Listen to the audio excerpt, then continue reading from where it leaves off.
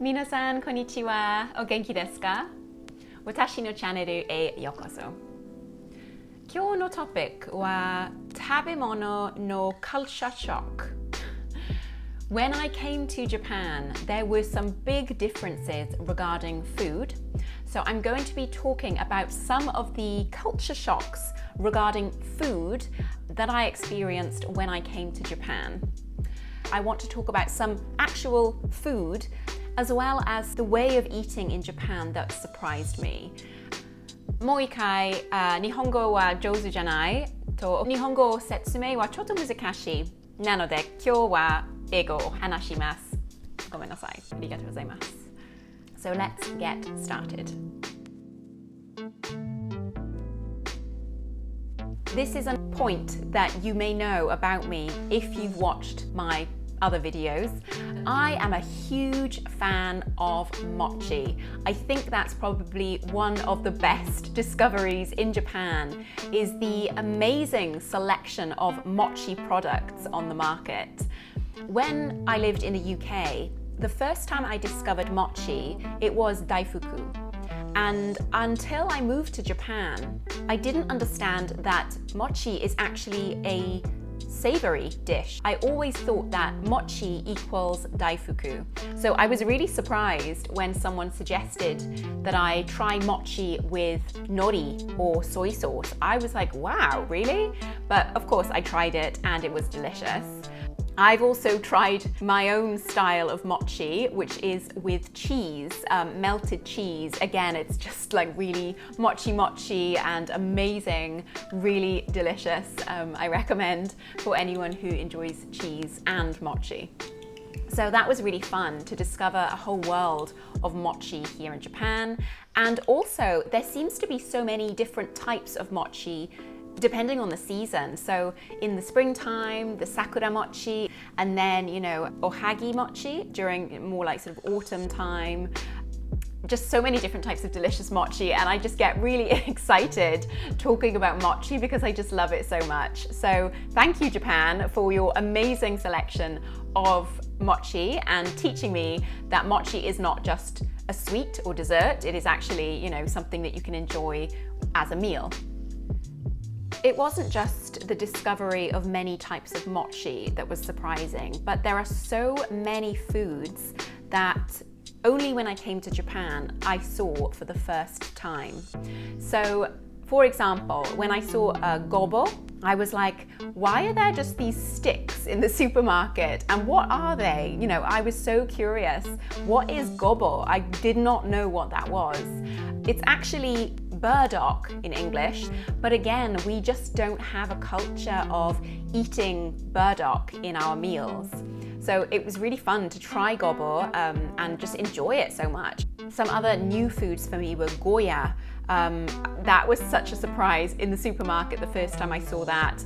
I literally had no clue, but when I went to Okinawa, I tried the goya champuru and I really enjoyed it. The shock was not just the actual goya itself, but also the taste. In my country, we don't generally eat so much bitter food. And in Japan, I feel that bitterness is really welcomed into the diet. For example, I feel that in Japan, green pepper, pimen, is very popular. But in my country, that's the last one you want to eat. We love like the red pepper and the yellow pepper, the ones with more sweetness to them. But in Japan, I've noticed that many dishes or recipes use green pepper in them. And I think Japanese people are more accustomed to bitter flavors. I understand that bitterness is actually very, very healthy. So it's great now that I'm incorporating more bitter tasting foods into my diet. I feel that Japan has taught me how to be a little bit more healthy. Another shock. In Japan, food is very good quality and delicious, even if it's cheap. I would say that in my country, if you pay less, you get less. So we say you get what you pay for, and this is reflected most certainly in food. Food is not going to taste nice if it's cheap, whereas expensive food is going to taste much more delicious. So it surprised me a lot coming to Japan that no matter where you go or how much you pay, food is generally delicious. That, of course, is something that was very nice for me to discover. And I believe that this is because Japanese people do their best, whether they work in a Michelin-star restaurant or whether they work in a cheap ramen store. Wherever it is, the person preparing the food does it to the best quality. And also from every level, farmers or manufacturers or waiters and waitresses, everyone at every level believes in doing their best. And I do feel that that is one of the reasons that Japanese food tastes so good, not just because of the food itself, but because of people's attitude towards food. I think Japan is a very food-loving country.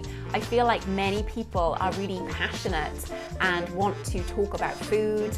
I feel like with meal preparation, it's done so beautifully, and there is care not just about the ingredients, but also about the presentation. So another thing that was quite surprising for me was when I came to Japan, I noticed that there were so many little plates all over the table. And my initial thought was like, wow, like someone has a lot of washing up to do today after I finish my meal. Because in my country, it's much more about having one big plate. So at the end of a meal with you and a friend, there's 2 plates to wash up. But in Japan, there's, the otoshi and the otsumami and this plate and this plate and this plate. So it's just so many plates, which was surprising for me because we just eat in a very different way. And as I've said in my previous video, in the UK, it's more about my plate and your plate. And sometimes going for sushi or tapas with a more sharing style, this is becoming more trendy and more fashionable and fun, but that's not deeply in our culture. That's not how we eat food normally. So it was very nice to come into this sharing culture and understand the beauty of each individual dish. The preparation is so beautiful, and I feel it adds a certain dynamic to the meal to have all these different plates in front of you. It's exciting and it's very satisfying for your eyes to see, oh, this one and then this one, I love it now. And that is actually how I tend to prepare meals at home, is to have many different dishes that are designed for sharing. So moving on to drinks, I was really surprised by a highball. I had never heard of a highball before I came to Japan.